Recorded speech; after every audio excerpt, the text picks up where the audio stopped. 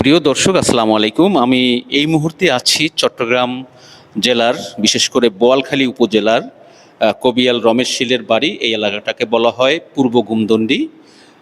উনি খুবই পরিচিত, বাংলাদেশের ভিতরে একজন বিখ্যাত লোক কবিয়াল রমেশ শীল, যিনি মাইজভান্ডারী তরিকাতে ত্বরান্বিত করতে, বিশেষ করে সুফি সাধক হিসাবে সুফি গান, মাইজভান্ডারী গান, বিভিন্ন বিচ্ছেদ গান এবং কবি গান গেয়ে বাংলাদেশের বিভিন্ন প্রান্তের মানুষকে একচিত্ত এবং একাত্ম করতে যথেষ্ট সহযোগিতা করেছেন।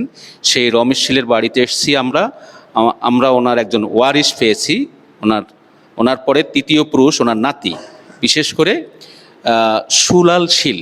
ওনার নাম হচ্ছে সুলাল শীল, আপনারা দেখতে পাচ্ছেন যাকে, উনি হচ্ছেন সুলাল শীল। দাদা, আপনার একটু পরিচয় বা রমেশ শীল সম্পর্কে একটু বলবেন কি? আমি রমেশ শীল যখন দেহ ত্যাগ করেন সে সময় আমার বয়স ছিল 1 বছর। আমি সম্পূর্ণরূপে জানি না, তবে মার মুখে শুনতাম। মা কিন্তু অনেক দিন ধরে বিয়ের পরেই রমেশের সেবা করতেন এবং রমেশের গুণ জ্ঞানের কথাগুলো স্মরণ করতেন এবং রমেশের প্রতি যথেষ্ট শ্রদ্ধা বোধ করতেন। মাকে, আমার মা এবং জেডি কাকি সব মিলিয়ে 4 জন, তবে আমার মাকে বেশি আদর করত। মা কিন্তু রমেশ শীলকে সেভাবে দেখত। তো যাক, মায়ের মুখে রমেশ শীলের অনেক কাব্যগ্রন্থ মনে ছিল, আমাদেরকে বলছিল আর কি। রমেশ শীল বোয়ালখালী থানায় জন্ম নিয়েছেন, পূর্ব গুমদণ্ডী গ্রামে। কিন্তু রমেশ শীল 21শে পদক পেয়েছেন 2002 সালে। তৎকালীন সরকার ওনাকে 21শে পদক দিয়ে সম্মানিত করছিলেন। এবং মাইজভান্ডারী মৌলমী গান, ভান্ডারী দেহতত্ত্ব, দেশের গান, মুক্তিযুদ্ধ বিষয়ের গান, এমনকি তুবনের কবিতা পর্যন্ত রমেশ শীল লিখেছিলেন। দর্শক, আপনারা দেখতে পাচ্ছেন পিছনে যে লাল গোলাপি কাপড়ের ঘেরা মোড়ানো সমাধিস্থল, এবং তার উপরেই রয়েছেন প্রিয় কবি, আমাদের সবার শ্রদ্ধাভাজন সেই রমেশ শীল, যার গানে অনুপ্রাণিত হয়ে আমরা লক্ষ লক্ষ মানুষ, কোটি কোটি মানুষ আমরা মাইজভান্ডারী ভক্ত হয়েছি। আমরা কৃতজ্ঞতা জানাতে এসেছি এবং শ্রদ্ধা জানাতে এসেছি ওনার সমাধিস্থানে। ওনার মতো একজন কবিয়াল রমেশ শীলকে পেয়ে আমরা ধন্য জীবনে। আমরা মাইজভান্ডারী সুফি সাধক এবং আমরা বিশেষ করে মহানুভবতা আমরা ফিরে পেয়েছি মানুষ হিসাবে।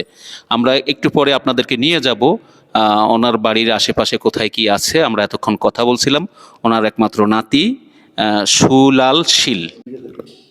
এটা হচ্ছেন রমেশ শীলের আসন, শৈবার আসন না? শৈবার আসন। এখানে ঘুম যাইতেন তিনি? হ্যাঁ, এখানে বিশ্রাম করতে রেস্টে থাকতো। এখনো আপনারা এটা স্মৃতি হিসেবে রেখে দিয়েছেন? স্মৃতি হিসেবে ওটাই রেখে দিচ্ছে। জি, ধন্যবাদ আপনাকে।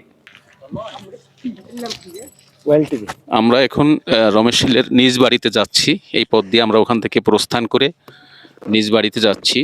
আপনারা দেখতে পাচ্ছেন খুব সুন্দর এলাকা,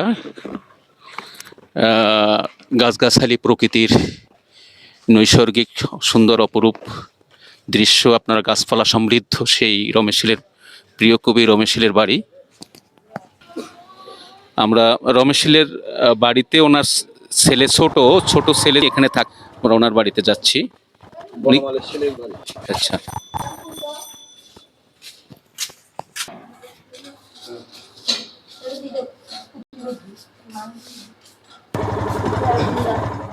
আচ্ছা, গুমজক আমরা শুধু দেখাই দিবার এই।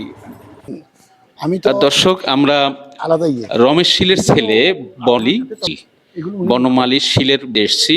ঘর এটা, এই যে দেখেন পাক্কা ঘর। ওনার আছে, এখানে পতি আছে।